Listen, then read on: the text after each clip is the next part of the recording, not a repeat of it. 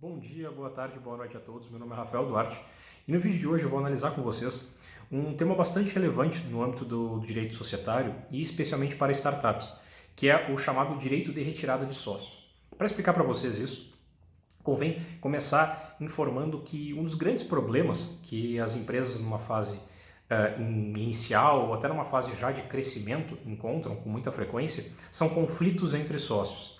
E esses conflitos entre sócios eles podem ser atenuados por uma série de instrumentos, desde previsões de instrumentos de conciliação e mediação entre os sócios, com a participação de terceiros, como a delimitação de maior poder de decisão para alguns dos sócios a depender da sua expertise. Então, é possível segmentar as decisões com base no conhecimento e na capacitação de cada um dos sócios, a depender do tema que vai ser decidido.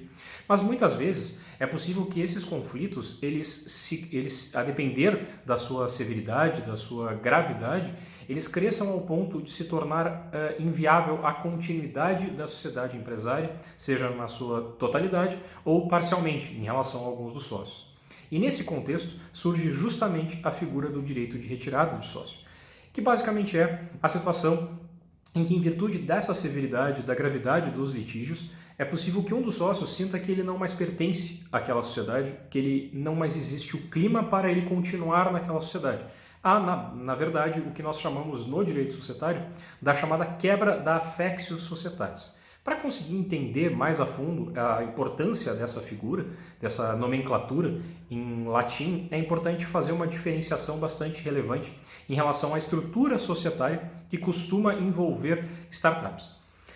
Normalmente as estruturas societárias que são utilizadas para startups são basicamente as sociedades limitadas. As sociedades limitadas elas se opõem às sociedades anônimas e outras espécies de sociedades, especialmente pelo fato de que as sociedades limitadas elas são sociedades de pessoas e não sociedades de capitais.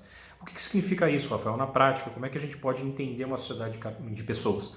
Sociedade de pessoas é aquela sociedade que é constituída não em virtude dos valores como principal fator, com os valores financeiros ou econômicos aportados pelos sócios naquela sociedade, e sim por conta de atributos pessoais dos sócios que integram aquele conjunto empresarial. Então, na verdade, o que realmente importa, na essência, para constituir aquilo ali, é a capacidade, o conhecimento, o know-how dos sócios, bem como a confiança e o respeito profissional e pessoal mútuos que são nutridos por esses sócios que integram a sociedade.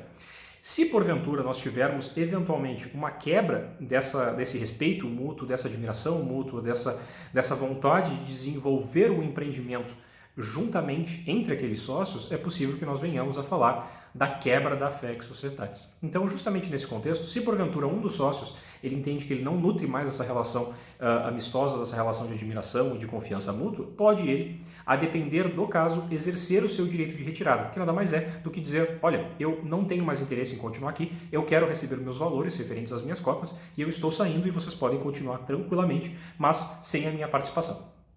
Ocorre que para analisar isso a gente precisa ter com base na previsão legal que suporta esse direito de retirada. E o direito de retirada ele se encontra no artigo 1029 do Código Civil, que apesar de estar concentrado no capítulo das sociedades simples, ele pode ser perfeitamente aplicável para as sociedades limitadas por conta do artigo 1053 do Código Civil, que admite a regência supletiva dos dispositivos das sociedades simples às sociedades limitadas. Com base nisso, a gente vai analisar o que fala o artigo 1029 a respeito desse tema. E o artigo 1029 ele estabelece uma regra geral de que é possível a retirada do sócio da sociedade simples e, portanto, na sociedade limitada, por ter esse caráter de sociedade de pessoas, porque as duas têm esse fator bastante relevante na sua constituição, esse caráter pessoal, o caráter dos atributos pessoais dos sócios, prevendo que existe esse direito de a qualquer tempo sair da sociedade. Ocorre que há uma divisão interna nesse dispositivo em relação a quando que pode ser exercido esse direito. Por quê? Porque internamente é possível a gente interpretar as sociedades com prazo determinado e as sociedades por prazo indeterminado. Nas sociedades por prazo determinado, e a gente pode utilizar um exemplo aqui, aplicável ao mercado imobiliário, por exemplo, que é a figura da sociedade de propósito específico, que pode ser constituída como uma sociedade limitada, Imaginemos um empreendimento que foi constituído sob a forma de uma SPE, que é a Sociedade de Propósito Específico, prevendo que aquelas pessoas que vão se vincular juridicamente naquela sociedade devem se manter vinculadas até a consecução de determinada finalidade, ou seja, a conclusão da obra, a expedição do habite e, naturalmente, a averbação desse habite, a regularização do empreendimento, a entrega de todas as unidades aos adquirentes e a liquidação do passivo. Até atingir todas essas finalidades, nós não podemos entender que o prazo determinado foi atingido. E aí, nesse cenário, não seria possível falar que o sócio, até atingir isso, ele poderia sair da sociedade. Então, ele teria que seguir vinculado. Só que isso não corresponde à realidade da imensa maioria das startups. A imensa maioria das startups ela tem um propósito de desenvolver um empreendimento, uma atividade empresarial, um modelo de negócios. E esse modelo de negócio se propõe a perpetuidade. A ideia é que esse modelo de negócio se transforme em sustentável, que vários contratos sejam celebrados e que a empresa possa se sustentar por quantos anos for a pretensão desses sócios. Se eventualmente eles estiverem visando um exit lá na frente, vendendo para um empreendedor, ou simplesmente eles mesmos se mantiverem dentro da sociedade, podendo se estender isso, inclusive deixar para os seus herdeiros, ou seja, como for. Mas a ideia é que a sociedade limitada no âmbito das startups tende a ser uma sociedade por prazo determinado. Então, como ela é por um prazo determinado, e as sociedades nesse contexto se propõem a perpetuidade, em que pese a finitude da vida dos sócios, é inadmissível que os sócios sejam obrigados a se manter vinculados à sociedade para todo sempre. Então, é necessário que haja uma via de escape, e essa via de escape justamente é o direito de retirada. Então, numa sociedade por prazo indeterminado, a qualquer tempo pode o sócio requerer a sua retirada. Então, ele vai notificar dizendo: eu pretendo sair da sociedade.